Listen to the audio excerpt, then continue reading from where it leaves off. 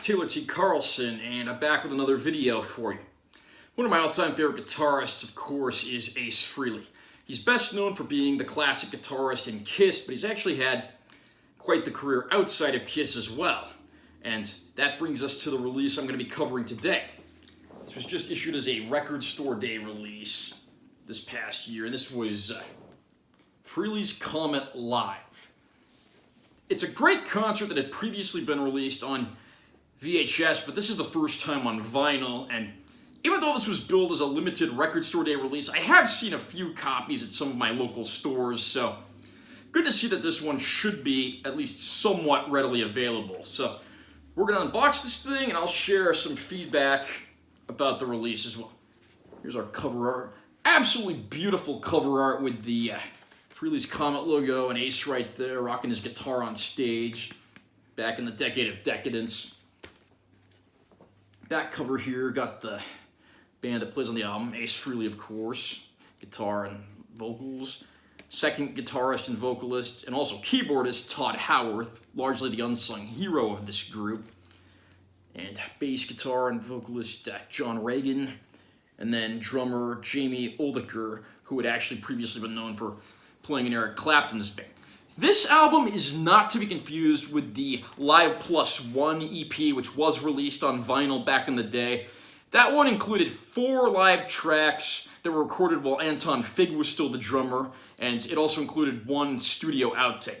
This is just 6 live tracks that were recorded at the Hammersmith Odeon in London, England on, let me check the date on this, because honestly I don't remember it, March 19th, 1988. And the Live Plus One EP that I just mentioned, that was done in like late 1987, so this is maybe 6 months later, again long enough that Jamie Oldicker became drummer after Anton Fig left. Although Fig would collaborate with Ace on many other releases throughout the years, probably his most commonly used drummer. We're going to check out the inner insert in the record itself. I love this. They've got a promo for the VHS tape. They were really going for the vintage appeal factor here, and I absolutely love that. Building on that theme.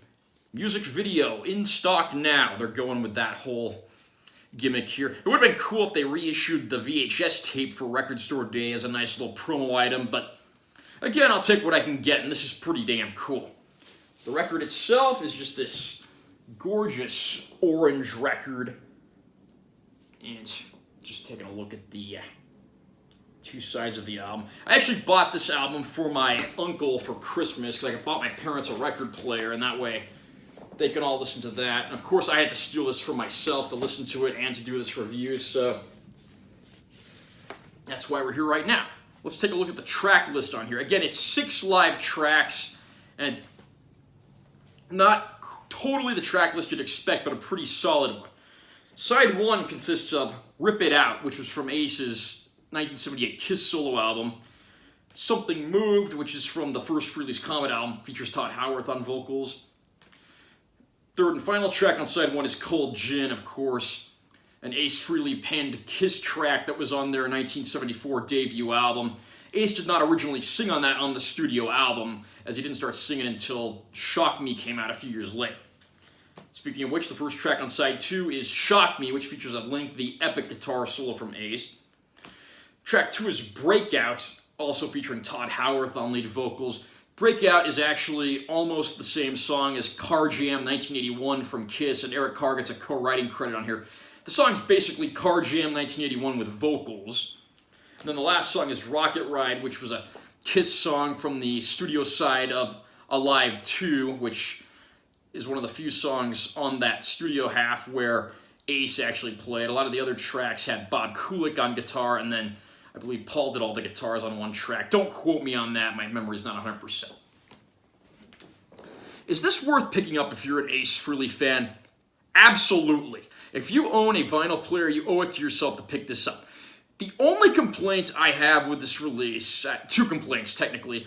One, you only get 6 tracks. I don't know if the whole concert was recorded, or if maybe they only played 6 tracks, maybe they were opening for another band. I'm not totally sure. Again, not always the perfectly accurate rock and roll historian here, even though a lot of people claim I am. And then there are 2 songs which were actually Frehley's Comet's biggest hits, and it's criminal that they're not performed on this release. Those, of course, are Into the Night, which was actually a cover, but a very popular song that got a music video. And then the other song being Rock Soldiers, which was co-written by Chip Taylor, who's the brother of Jon Voight and the uncle of Angelina Jolie. He also wrote the 60s pop hits Angel of the Morning, popularized by Mary Lee Rush and later Juice Newton, and then also the song Wild Thing, popularized by the Trogs. Ironically, Ace would later cover Wild Thing on one of his Origins covers records that came out a few years ago. Those small complaints aside, this release is absolutely worth picking up if you own a vinyl player and you are an Ace Frehley fan. Are you an Ace fan? Do you love the Frehley's Comet era? Comment down below and let me know what you think. Also comment if you picked up this release and let me know what you think. Also remember to subscribe to my channel for additional content because I'm always posting new stuff. And give this video a like if you found it helpful. I'm Taylor T. Carlson. See you next time.